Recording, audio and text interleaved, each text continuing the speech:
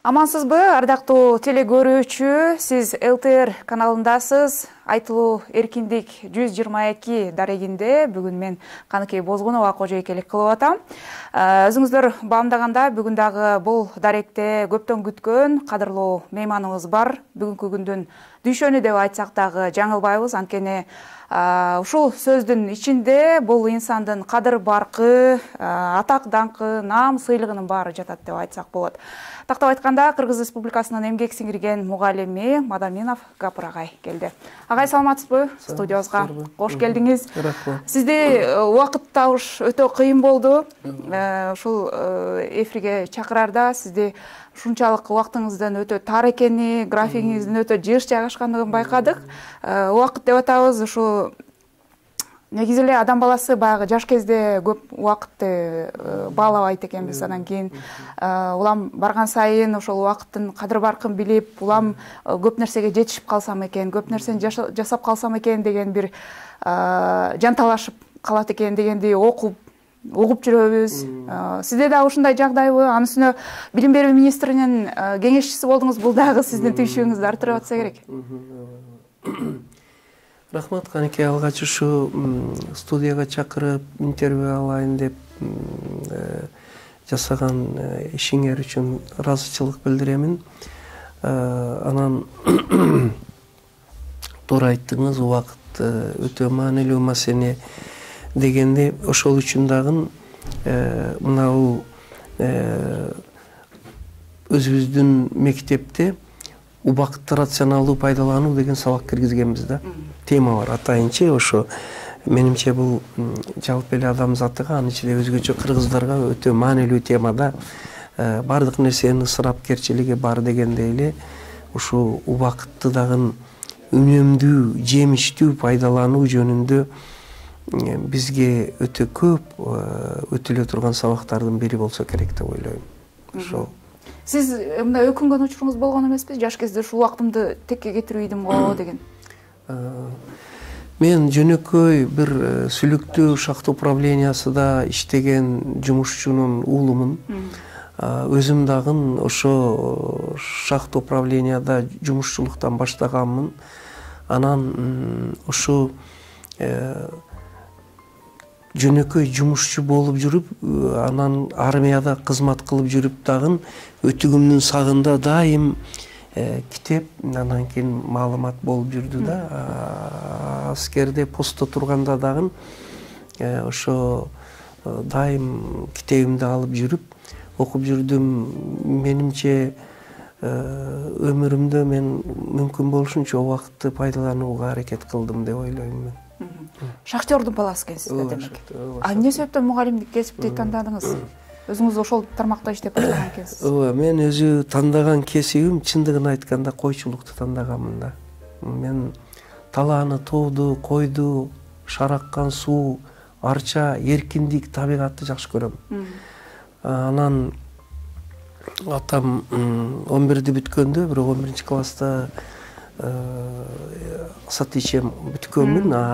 Бүтөрдө кесип тандоодо сүйлөшүп атканда, суроо бергенде Абдыкахар Ибрагимов деген досум бар эди. Ал дагы 6 медаль менен бүтө турган бала. Ал инженердик кесипти айтты. Ал эми мен койчу болууну каалайм десем, бүт класс күлгөн эле да. Ошол, анан бирок мугалимдикке барып калышыма мүмкүн атам ден соолугуң койчулукка болбойт, сен мындай назиксиң, анын үстүнө алдымда жүр деп. Эки иштен мени атам бир аз кайтарды койчулуктан. Анан кийинчерээк институт бүтүп келип, шаардык ал кезде партия комитети эле, ошондо иштеп жүргөнүмдө Коопсуздук комитетинин мектебине жөнөтүшмөкчү болду. Азыр КГБ дейт, УКМК мектеби. Ошо комсомолдон жөнөтүшүп эле, анда деле ата эненин ыраазычылыгы керек экен. Атам коюлдум, алдым деле жүргүн дагы мугалимдик деп. Анан ошо атамдын сөзү менен эме болуп калдым. Мугалимдик кесипке окуп калган эмеспи? Койчулукта ошо балалык бир кыял менен ошо сизге китеп окуганга ыңгайлуу болсо керек. Ошого эле эметсиңиз. Анын эң чоң себеби жана табигатты айттым. Анан мен атты жакшы көрөм, жылкыны. Ошонун кичинегени, ошол ат менен жашоо образым тала түздө тоодо жылкы менен ал кезде союз мезгилинде койчудан башкага атка уруксат бербейт эле, тыюу салынган эле. Ошол атты эмне кылсам болот деп ошо балалык менен койчу болсом дайым атка уруксат берилет деп ошо атты эме кылгам. Азыр деле өзүмдүн мектепте директорлук кабинетимде эң төрдө Ысқақ Разақовтың сүрөтү турат. Анан кейін ат кабинетим толтур ат жылкыда. Анан Жусуп Баласагындын сүрөтү, анан ушундай атты табигатты жакшы көрөм. Эми сиздин баягы педагог мугалимдик кесибиңизге жолуңузга келсек, азыр коомчулук жакшы билип атат, көрүүчүлөр да көп болуп атат. Агай деген тасма, Гапыр Мадаминов деген ысым ошол жерде, анын баскан жолу, өмүр тагдырынын баары ошол жерде чагылдырылып атат. Ушундай тасма сиз жөнүндө тартылат деп оюңузга келди беле дегиле? Мен тасма боюнча кандай пикирде болдуңуз? Рахмат сизге. Мындан бир 10 жыл илгери экен, андан ашыкпы мугалимдердин 2-чи республикалык съездиге делегат болуп келгенде, анан ошо сүйлөп, анан газетага интервью берип, Жолдош Турдубаев дегенге мен айттым эле, эмне үчүн азыркы кинолор жалаң мындай темалар боюнча болот дагы, анан мындай мугалим жөнүндө, дарыгер жөнүндө, жөнөкөй бир дыйкан инсандар жөнүндө кино жок. Көпчүлүк эле мына бай болуп кеткендер, анан бандит болуп кеткендер, анан ушундай ал эмес министрдин махаббатынын кызы деп кино чыкты. Анан мен тамашалап айтып койдум, эмне министрден башканын кызынын махаббаты болбойбу экен деп тамашалапчы. Эми бул кинонун мугалимдер жөнүндө кино тартылса экен деп ошондо сунуш айттым эле. Бирок мен башка көптөгөн мыкты иштеп жүргөн мугалимдерди эске алып айтканмын да, аны азыр деле. Мынау Агай фильминин тартылышы бул үчүн Руслан Акунга рахмат айтыш керек. Алар коомдук пикирди үйрөнүп, ошол кортундуга келип, анан мага чыгышты, биз ушу коомчулукта сиз жөнүндө фильм тартайык деп, анан мен макул дедим. Эгер ошого ылайык болсо, билбедим, анчалык деле чоң бийик ишти жасадык деп эсептебейм десем, ошо айыл мугалими сиз жөнүндө жакшы пикирлер бар, биз тартайык деди, ошону тарттым. Кубулуңузга толуп атабы тасма? Мага ошол жылдардагы тоскоолдук, кыйынчылык, түшүнбөстүктү өтө бир чеберчилик менен көрсөтүп бергени ооба. Бирок менин купулума толгонго салыштырмалуу азыр мына 8 сериясы болуп калды.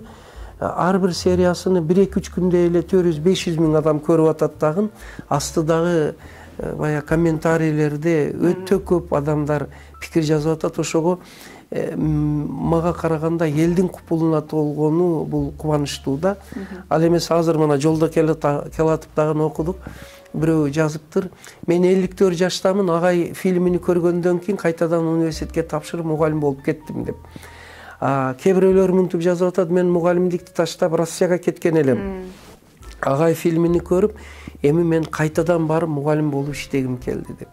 Бирөөсү болсо, мен быйылды жыйынтыктасак, Россияга кетейин деген оюм бар эле, мугалимдикти калтырып башка тармакка өтүп. Руслан Акундун Агай фильмини көрүп, мен өзүмдүн кесибимди сүйүп калдым. Демек көрсөңүз, азыр мен бир 2-3 эле мисал айттым, канчалык алардын тарткан фильми коомдук аң сезимге таасир берип атат. Андан тышкары ата-энелерде өзгөрүү болуп атат. Жана ал жерде ата-энелер малбак, мектепке барба деген ата-энелердин көз карашы өзгөргөнү. Ошого жакшы бир таасир болот дейм. Сиз ушул Кыргызстан жаңы эгемендүүлүктү алып, баягы кризис учуру, ар ким өзүнүн арабасын тартып, жан багуунун айласын тапкан учур, базар экономикасы деген учурда сиз мектеп ачуу менен алек болгондугуңуз баарыбыз билебиз. Болгондо дагы Лейлекте, кыргыз-тажик чегарасында айылда мектеп ачуу. Бул өтө мындай, биз эми азыр билимге эми 21-кылым илимдин техниканын заманы деп айтып эле келатабыз, бирок эми өкмөт баш болуп азыр билимге басым жасап атат. Кудайга шүгүр. Ооба, Кудайга шүгүр. Анан билимдүүлөрдүн заманы экенин азыр мына турмуш өзү көрсөтүп атат да. Эмне себептен ошол убакта сиз ушу мектеп ачуу менен алектендиңиз эле? Көз ачыктык кылдыңызбы? Жок, мен эми көз ачыктык да кыла албаймын. Анан көбү баягыдай агай деп, легендарный мугалим деп, мен антип жөн эле койсоңор деп, анан мен аудиторияда сүйлөгөндө дайым айтам, мен ортодон төмөнкү эле мугалиммин. Өтө кыйын, өтө күчтүү эмесмин деп. Ушундай жөнөкөйлүккө, скромность дейт, ушу маани берсек жакшы болот да. Анан бир аз эле атыбызды атап койсо кыйын болуп, ак булуттун үстүгө чыгып, бул дагы азыркы көйгөйлөрдүн бири. Кызматка жеткенде, амалга жеткенде, атак даңкка жеткенде кыйынсынып кетиш, бул Кудай сактасын. Андай эмес. Али мен ойлоймун, элди мындай ыраазы кыла турган, таң кала турган иштерди али алдыбызда деп ойлоймун да. Ошондой ой менен жүрөмүн. Анан ошол кризистик учурда мектеп ачуу оңойго турбаса керек. Ошо кризистик учурда бул мектепти ачуума мен ошо мектептерде иштеп, алгач Сүлүктү шаарында иштедим. Жакшы мугалимдер менен иштедим. Шамкер Салиев деген Ысык көлдөн барып, ал кезде ошо 50-жылдары түштүккө мына Ысык көлдөн, Чүйдөн, Бишкек, Оштон көп мугалимдер барып иштеген. Шамкер Салиев иштеген, Зымырат Карабекова деген.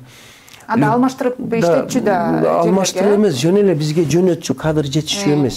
Түштүктөн кадр жетишчү эмес. Ошо жактан анан бая борбордон алыс келип окушка мүмкүнчүлүк жок болгондуктан. Анан Наталья Денисовна, Любовь Андреевна деген жана көптөгөн мугалимдеримди көрүп, анан мугалимдик кесипке кызыгып мен ошо иштей баштадым. Бирок союз ыдырагандан кийин мектептин, мугалимдин абалын көрүп, окутуу методикабыздын жаңы базар экономика шартына туура келбей, эски методикалар менен балдарды окута албай калганыбызды көрүп, анан жаңы замандын талабына жаңы жооп берген гимназия тибиндеги мектеп ачайык деп, анан ошо ачууга эксперименталдык мектеп кылып, ошону ачышка эме кылды. Ал жердеги окутуу методдору, иш стили, башкаруу бүт эксперименталдык жаңыча көз караш менен жүргүздүк да. Ошондой деп, ошол өзү кыйын болду ошого жетишиш. Ал жерде өтө фильмди көргөн болсоңуз көрүнүп турат да ошо. Ошондой заманбап ошол кезде эле 90-жылдардан кийин эле заманбап билим берүү тажрыйбаны каяктан алгансыз сиз? Анткени биз өзүңүз айтып атпайсызбы, баягы советтик системага түшүп калган система болгон билим берүү. Азыр да чыга албай келатабыз ал системадан. Туура, канеке айтып атасыз. Мен андай заманбап билим берүү зарылчылыгыны мен мындай өз алдынча дүйнөлүк тажрыйбаны окуп, улуу педагогдордун эмгектерин окуп, анан турмушту күзөтүп, ошонун корутундуга келип, ошолордун базасында анан өзүмдүн көз карашымды, өзүмдүн идеяларымды жазып түзүп чыктым. Дейм да ошону. Ошонун негизинде анан турмуштун эң башкысы турмуштун зарылчылыгы. Бирок андан бери дагы бүгүнкү күндө өзгөрсө керек, мектептин иштөө методдору, окутуу методу. Канекей, ошо ачкан мектебибизди эксперименталдык дегеним, жалпы мен стажым 47-48 жыл болсо, мен 25 жыл ошо мектепти ачып, анан эксперимент жүргүздүм. Ошо сиз өтө туура айттыңыз, тынбай жаңыланып өзгөрүп турат. Ошо үчүн эксперименталдык мектепте бир кылдар айтат, апрага эксперимент 4 жыл болот, 5 жыл болот. Эмне үчүн сиздин мектебиңизди дайым эксперименталдык дегенсиз? Бүттү эми эксперимент. Эми жөн эле атабайсызбы дейт. Мен айттым, өмүр турмуш канча болсо, эксперимент ошончо болуш керек. Анткени улам жаңы пайда болгон көйгөй проблеманы чечүү үчүн эксперимент жүргүзүш керек. Мисалы үчүн бир убакта балдар окубай койду, аны кантип окутуш, кызыктырыш керек. Ата-эне билимге көңүл бурбады, аны кандай кылып билимге көңүл бурдурабыз. Жаңы технология кирип жатабы, аны кандай кылып айкалыштырып, классикалык, салттуу педагогика менен айкалыштырып өтүү керек. Дүйнөлүк тажрыйба келатабы, ал жакшы, бирок кантип биз кыргыздын менталитетини, мендигини сактап калып, дүйнөлүк глобализация, ааламдашууга өздүгүбүздү жоготпостон айкалышып ал. Булар бардыгы проблема. Булардын бардыгын эксперимент негизинде сактап алып кетиш керек параллел. Ошол үчүн бул түгөнгүс эксперимент алды. Ушул бир айылдык мугалим колдонуп аткан тажрыйбаны эмнеге биз билим берүү системасына колдоно албай атабыз? Эми мына ушул сурооду көп беришет. Эмнеге башка мектептер ушундай? Бир жагы мындай жаңылыкты кабыл алуу кыйын экен, канекей. Ага бир эсеси мындай ар кимде эле өзүнүн көз карашы бар. Анан дагы бир айтсак, ар кимде эле өзүнү кыйын сезет. Анан келип эле биз бир айылдагы Лейлектеги бир агайдын эне мектеби же акыл эмгек маданиятыны пайдалангандай биз деле өзүбүз деле кыйынбыз дегендей да. Ал деле туура, алардын деле өзүнүн көз карашы бар. Бирок эгерде Борбордон 1,5 миң километрдеги бир чек арадагы мектеп ошол эне мектеби, айем устаттык өнөрү, өзүн өзү өстүрүү аркылуу ушунча жакшы бир ийгилик берип атса, ал эми аны Ошто, Бишкекте же болбосо башка бир райондордун борборунда пайдаланса, демек бизге караганда 5 эсе күчтүү натыйжа берет. Жөн эле бул жерде мындай бир мындай танууну өзүбүз деле кыйынбыз дегенден арылуубуз керекпи деп ойлойм да. Ошол эле учурда эмнегедир чет өлкөнүн методуну пайдаланышка аябай кызыгабыз. Мына инновациялык методдор деп Американын, Германиянын, Япониянын, Кытайдын, Финдердей окутайлы деп атабыз. Ал эми өзүбүздөн мына чыккан Бектур Исаков дегендей агайлар бар да. Өтө сонун. Садат Саттарова дегендер, Өктөмхан Абдувалиева дегендер, мына Чынара Токтоназарова деген, Нарбуа Наркулова деген, жана башка Мелис Мусулманов деген, Кыялбек Акматов деген өзүбүздөн чыккандарды эмнегедир мындай бир жирегендей биз дагы анан чет өлкөнүн эле бир методу болсо ошону идеалдаштырып жиберебиз. Мен чет өлкөндө деле окуп тажрыйбасын көрүп келдим. Мен аларды деле алыш керек деп ойлойм. Бар болгону параллел алыш керек. Өзүбүздүкүнү дагы чыгара билишибиз керек да. Антпесек мен дайыма айтып жүрөм, бизде кемтик психологиясы, комплекс неполноценности дейт, пайда болуп калат да. Демек бардык күчтүү нерсе четтен келет, башка мамлекеттерден келет. Биз бар болгону ошолордон алып гана пайдаланып анан өсөбүз. Андай эмес да. Анда биздин улуттугубуз кайда калат? Улуттук сыймыгыбыз, национальный гордость дейт, кайда калат? Буга өтө маани бериш керек. Ошол үчүн мен жогорку кеңеште сүйлөгөн сөзүмдө, башка учурларда дагы мына форумда кече министрибиз катышкан, Каныбек Капашев катышкан чоң директорлордун семинарында дагы айттым. Келиңиздер, бир дүйнөлүк методиканы, дүйнөлүк улуу педагогду айтканда, бир кыргыздын методикасыны, бир кыргыздын мыкты педагогунун атыны, анан анын усулун атап жүрөлү. Ошондо адилеттүүлүк дагы болот, ошондо өнүгүү да болот. Сиз азыр ошол билим берүү системасында канча жылдардан бери эле айтылып келатат да, реформа жасаш керек. Айрым бир реформаларга кадам ташталганда сындап чыккан учурлар да болот. Акыркы 1-2 жылда эле болду мындай көрүнүштөр. Ушул билим берүү системасынын өксүгү эмнеде деп ойлойсуз? Кайсы жерден аксап атат? Өтө туура суроо бердиңиз. Чоң маселе бар да. Эми бул жерде жанагы 25 жылдык экспериментте мен 3 суроого жооп издедим да. Бири, эмне үчүн биздин балдар окугусу келбейт? Чындыгында окугусу келбейт да. Эмнегедир? Ага тем более азыркы телефондагы, соцсеттер дагы себепчи болду. Окугусу келбейт. Окугандар бар эми, бирок саналуу гана да.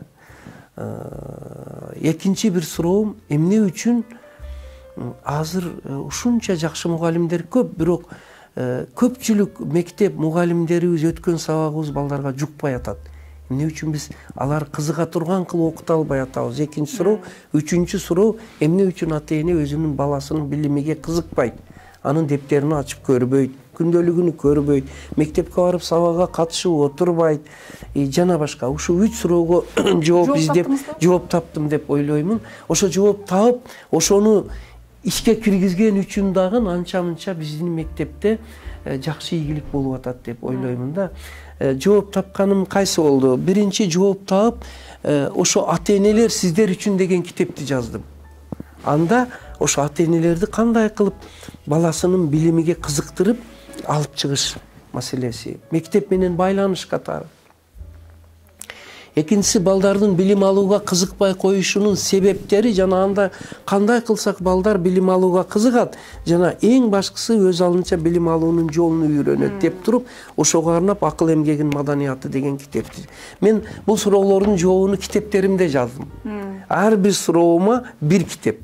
Карасаңыз кандай. Үчүнчү суроо баягы мугалимдер эмне үчүн балдарды кызыктырып билим берүүдө кыйналып атабыз, билимибиз жукпай атат дегенге устаттык өнөрү деген китепти жаздым. Мына 3 суроого, бул 3 суроого 3 жооп да.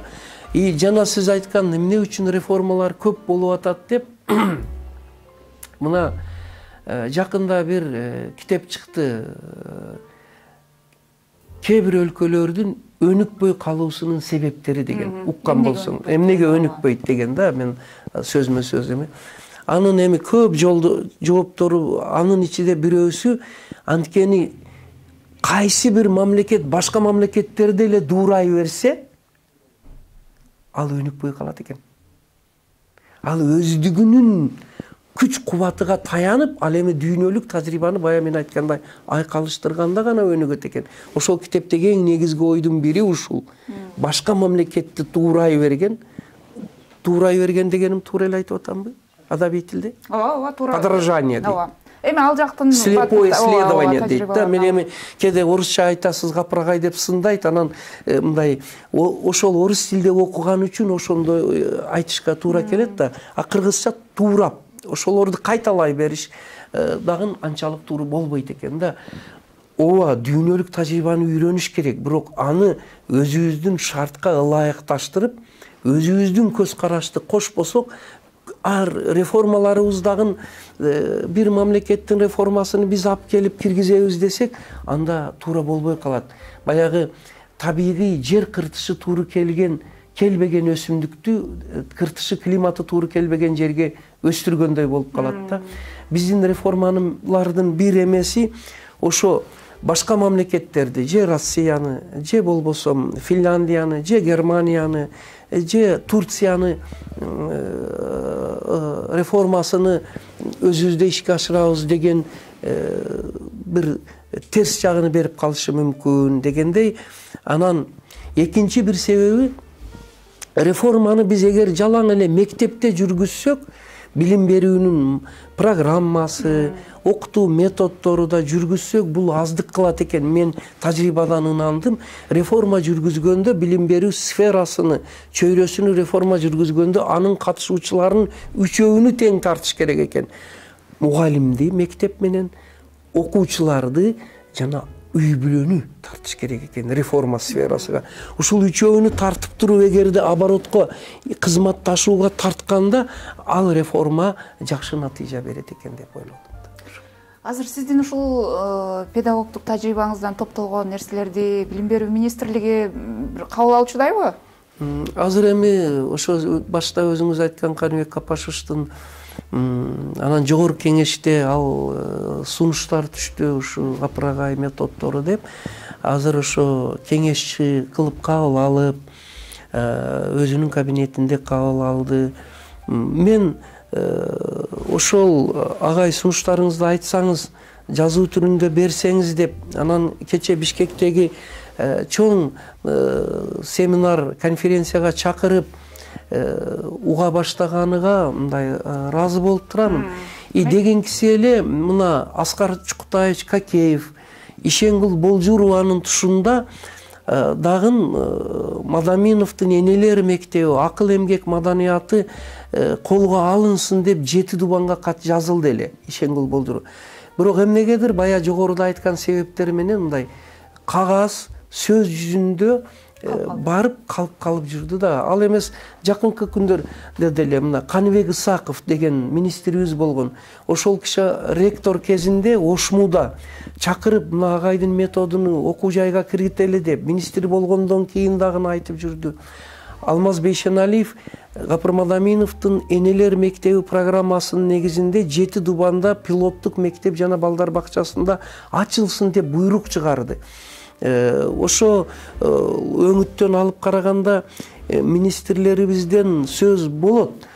Бирок кептин бардыгы жерлерде ошону колдоого алса, менимче жакшы болот дейм. Бизде ушу билим тармагындагы дагы бир маселе, бул нерсеге акыркы учурда өзүңүз деле көп болуп жүрөсүз. Мугалим менен окуучунун ортосундагы мамиле. Ар кандай окуялар чыгып атат, кээде таң кала турган окуялар болуп атат.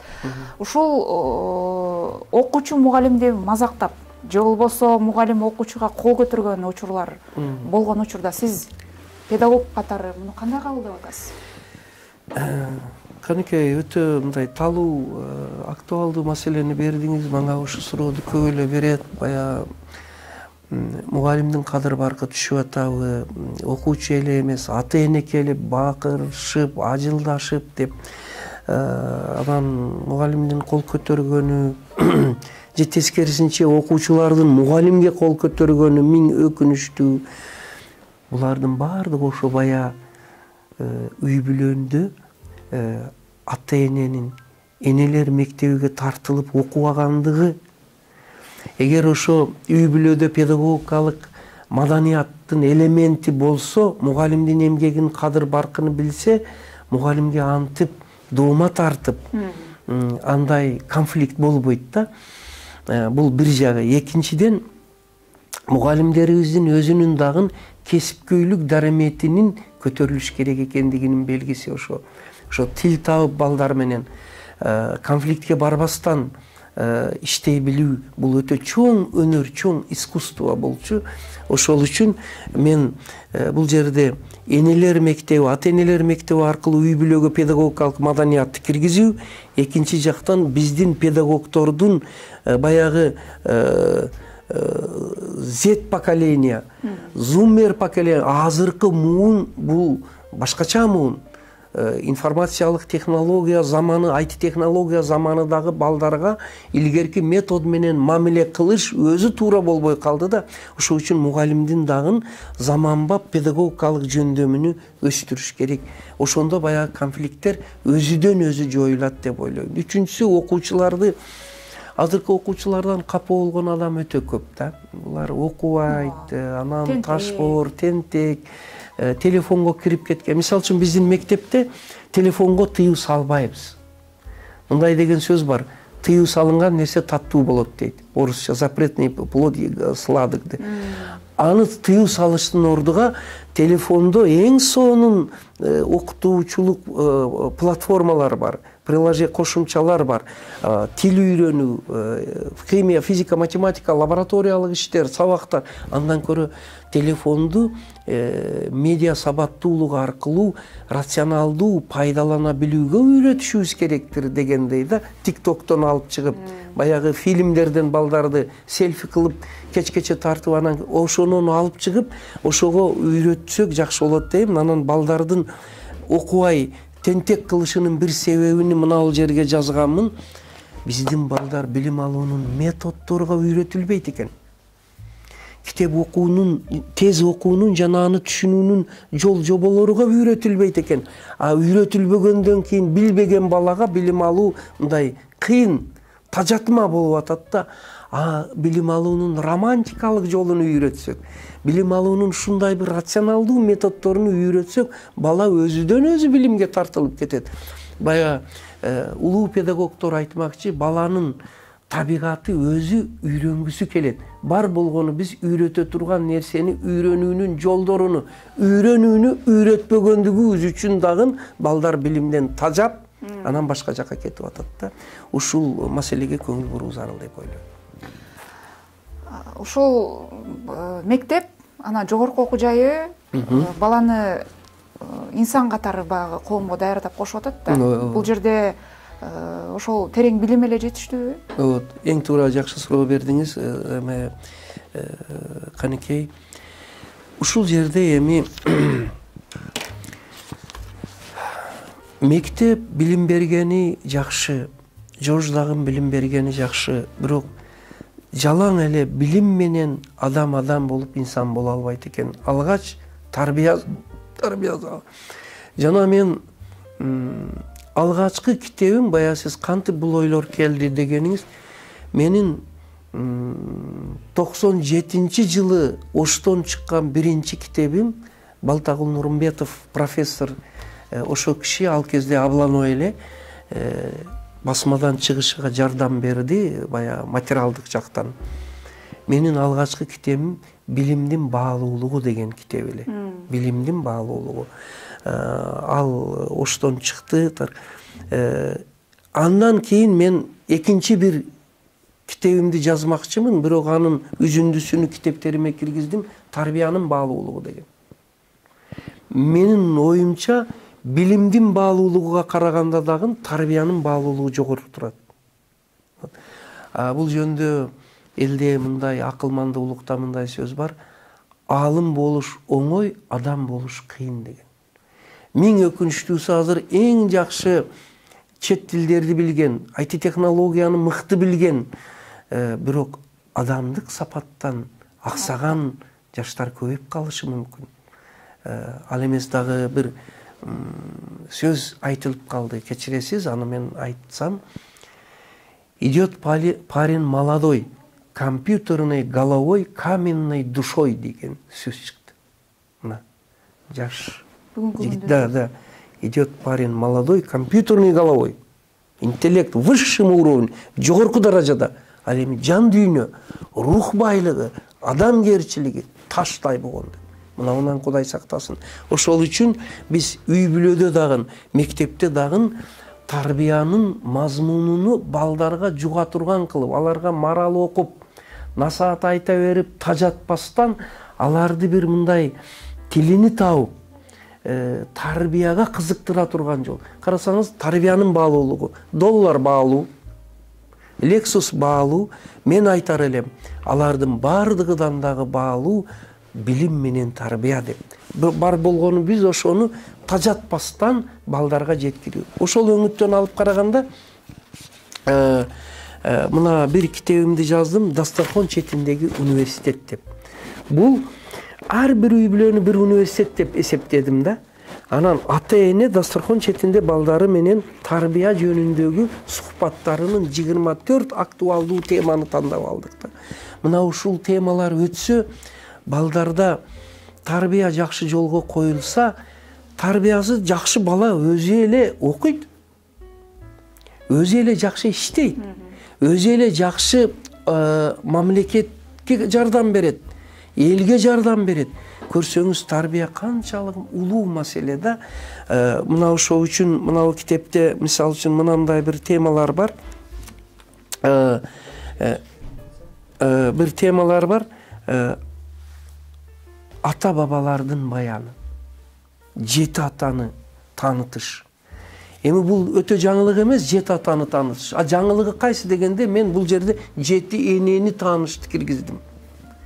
Кыргызда бар, жети атаңды айтып бер дейт. Мен айтып атамын, жети энени дагы айтып берип, жети энени дагы тааныталы дегенде. Жети энеңди билбесең күнсүн деген сөз бар да. Мынауну дагы эме кылып бул жакка киргиздик да. Анан жети атанын атын эле тааныш, ол туура эмес. Жети атанын затыны бил.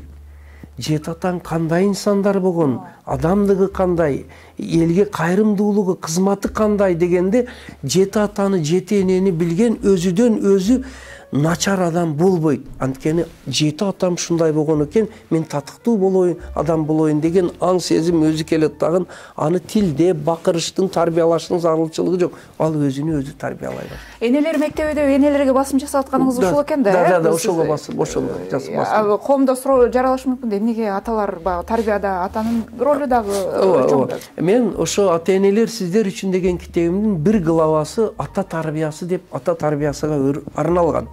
Ал жерде атамдын сөзүнү эпиграф кылып алганмын. Атам мага, ошо шахтер, атам шахтер, жумушчу атам айтчу: балам, адамдар сенден береке тапсын. Кандай улуу сөз. Карасаң, ошол сөзүнү жөнөкөй эле жумушчу атамдын сөзүнү китебиме эпиграф кылып алганмын, Маматкул атамдын сөзү депчи. Бул сөздүн философиясы мүмкүн бир томдук академиктер айта турган сөздүр да. Балам, эл, адамдар сенден береке тапсын деп. Кээде биз өкүнүчтүүсү андай тарбиянын ордуна өзүңө пышык бол, өзүңдү ойло, өзүңө камкор, өзүң менен өзүң бол дегендей бул эгоисттерди чыгарып койбойбузбу? Карасаңыз, биз жумушчу адамдын айткан сөзү эл сенден пайда тапсын деген. Ошонун баарын мына бул жерде бердим да. Мына ушул анан мына мисалы үчүн бул жерде дагы кандай тема бар дегенде конок күтүүнүн адеби, конокко баруунун адеби. Бир туугандыктын баалуулугу туугандар ортосундагы ынак мамилеге тарбиялоо. Маани берилбейт бугачы кээде. Анан мисалы үчүн үй бүлөдө акылдуу адабий китептерди окуп, үй бүлөлүк китепкана түзүп, анан ошону талкуулоо адеби. Мына карасаңыз, үй бүлөлүк китепкана түзүү деген кандай сонун сөз. Жарыяладык, мен айтып атам азыр. Үй бүлөсүдө 300дөн аз китеби бар үй бүлө рухий жакыр үй бүлө деп. 300дөн аз. Барып эсептеп көргүлөчү деп тамашалайм. 30та китеп барбы жокпу? Ал эмес 3 барбы? 3 барбы жокпу деп да. Деп анан мына бул жерде ошону стимул болсун үчүн мындай деген сөздү киргизгенмин. Адамдын бактылуу, акылдуу кылган өмүрдө көп нерсе бар, бирок 2 негизги нерсени бөлүп көрсөтүп койдум. Бири өмүр жолунда окуган китебиңиз дейт. Кандай китепти окусаңыз, ошол сизге бакытка же акылга өбөлгө болот. Экинчиси өмүрүңүздө кездештирген адамдарыңыз дейт. Адамдын акылдуу, бактылуу болушуга ушул нерсе окуган китептериңиз, экинчиси өмүрүңүздө кезиктирген адамдарыңыз. Мына биз машина сапарга чыкканда жолдо, өмүр жолуда, иште, кызматта кандай адамдарды жолуктурсак, ал адамдарды бая эстүүнү эне тут, акылдууну ата тут деп сухбатташа билсек, ошондо ал адамдардан канча нерсени алабыз. Өкүнүчтүүсү биз ойлойбуз, мектеп окутат, университет жок, жолоочу дагы окутат. Агай, ушул жерден педагог катары сизге ушул суроону бербесем болбой калат. Азыр бизде Кыргызстанда ушу кесип тандоодо бир кемчилик бар да. Балдарды кесип тандоого багыттоодо, ошол эле учурда эмгек рыногунда баягы жумушчу күчү жетишпей аткандыгын бир тарап айтып атат, бир тарап ошол адистерди даярдап бере албай атабыз да. Ушул боюнча кыскача оюңузду айта кетиңизчи, убактыбыз дагы тарап баратат. Макул. Мен ошо жанагы өзүнүн кесип тандоо боюнча атайын курстар бар, лекторлор бар. Ошол үчүн ал темага анчалык маани бербей, мен өзүм иштеген темага басым жасайм да. Бирок мен сизге айтып коеюн, сиз туура суроо бердиңиз. Ушуну айтып туруп, анан мына оюмду акырына чыгарайын китеп окуу жөнүндө. Кесипти модага карап тандаш керек эмес деп ойлойм. Азыр ким болосуң? Таможня болом, ГАИ болом, юрист болом, экономист болом. Юрист көп, экономист көп, өнүгүп кетишибиз, акыбалыбыз кыйын болуп атат да. Анын ордуна элге керек кызмат кыла турган, мүмкүн жөнөкөй эле орто билим алып туруп кесипти тандаш керектир. Мүмкүн техникалык кесиптерди тандаш керектир. Анан айныкса футурология деген илим бар, келечекти окутуучу.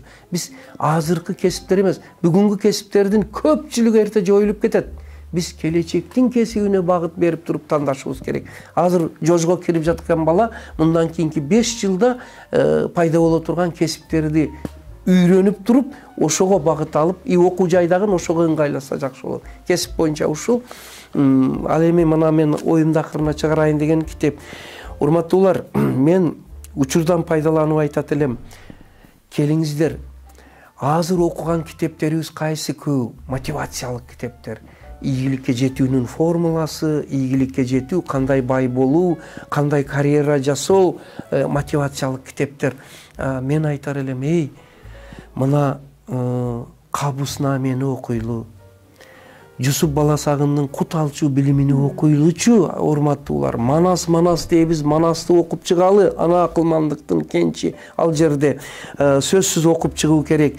Дүйнөлүктөн Алишер Набаи, Жалалиддин Руми, Бабурду Эрнест Хемингуэйди, Шекспирди, ой гүлдөрүнү, Залкар ой мурастарыны, Кадырбеков Нуржигиттин Япон кереметинин сырыны, Хусейин Карасаевдин накыл сөздөрүнү окуп чыгып, ар бир үй бүлөдө бул настолный книга болуш керек деймин да. Ошондо рух казаны тойлуп, балдарыбыз, жаштарыбыз чоңоет деп ойлойм. Ушуну мен акырына чыгарайын дедим.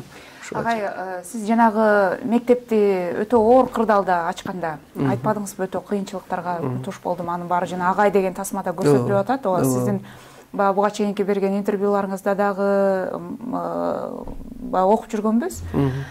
Ошол учурда ушул мугалимдик кесиптен мындай баш тартайын деген учурлар болгон жок беле? Анткени сиз атаңыздын сунушу менен мугалимдикке келип атпайсызбы? Мага көбүнчө суроо беришет да, сиз ушу балалыгыңыздан ниет кылып, максат кылган окшойсуз, ушу кесипти өзүңүз ыраазысызбы деп.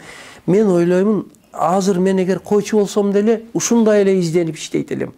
Эгер мен эрте пол жуусам, полду деле ошондой эле. Инженер бол кептин бардыгы эмне ишти кылсак, ошону астейдил бир майны чыгарып жасаш керек да. Кудай деп элге жага турган кылып да, ошо ал эми кыйынчылыкта ташта кыйналдым, бая мектепти ачканым туура эмес болду окшой деген ойго бардым, бирок мугалимдикти таштайын деген ойго келбедим. Ар жактан токмок сөз уга бергенде ушу мектептин кереги жок окшойт, же чоңдор түшүнбөйт, же эл түшүнбөйт деп. А бирок эрк деген Кудай колдоп, атамдын дуасы, анан бир жакшы адамдардын колдоосу менен мен өзүм кайтадан ишенич пайда болду да. Мага ошол иште жардам берген адамдардын атын атап кетейин. Аскар Какеевди атаймын. Исак Бекбоев деген адамды, Балтагул Нурумбетов дегенди, Чынара Саттарова дегенди, Жанкороз Каниметов деген, Ахматалы Алимбеков дегендерди мен атына атап кетким келет. Анан америкалык окумуштуу Дейлман дегенди, Россиядан Анна Михайловна Прихожан дегендердин атын атап кетким келет. Ошолор менде ишенич пайда болду. Мен кыйналган учурда Нурумбетов, Балтагул Аттокуров ошолор жардам беришти. Ушуларды дайым эстеп жүрөмүн. Ишенгул Болжуров аларга рахмат айтамын. Ошол үчүн мен кесибимди алмаштырам деген ой келген жок.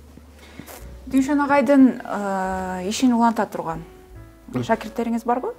Кудайга шүгүр, жана жаш мугалимдер мектеби дегенден өтө көп шакирттарым, жана айтып кеттимби, Чынара Токтоназарова, Анаркулова Нарбүү деген, Курсанай деген, Бакыт деген. Ал эми азыр 7 дубанда шакирттерим чыкты. Айтып кетейин, мына нары эмеде ким Чүйдө Динара деген, Замира, Зарина, дагы бир Замира деген Токмоктон, андан кийин Диларкан деген, Анаркан деген, Таласта Салтанат Бейшенова деген, Жалал-Абадтан Эркингүл, Ысык көлдөн Назира, Дамира деген, Нарындан Аида деген, Ошто, Алайда, Ноокатта көптөгөн шакирттерим чыкты. Кудайга шүгүр, мен ишенем, алар менден сонун менден бийик кылып алып кетет деп. Акыркы учурда сизге ушу Эл баатыры деген эми наам сыйлык жөнүндө башында айтып өттүңүз, бирок Эл баатыры деген наамды берели деген бир демилгелер болуп атат. Албетте бул интернет айдыңында, социалдык тармактарда. Сиз бул нерсени кандай кабыл алып атасыз? Же маанилүү эмеспи сиз үчүн? Мен ушу Кудай деп элдин бир ыраазычылыгын алсам деп иштеймин. А калганы бул мен айтсам туура болбойт. Бирок мен мындан бир нече жыл илгери айтканмын, Кыргыз эл баатыры 30 жылдын ичинде республикасынын баатыры деген дарыгерлерге берди, космонавтка берди, Салижан Шарипов, башка эмелерге берди, эмнеге бир да мугалимге берилбеди деп Бектур Исаков деп мен сунуш айтканмын да, өзүм айтканмын. Жакындагы жыйында дагы айттым.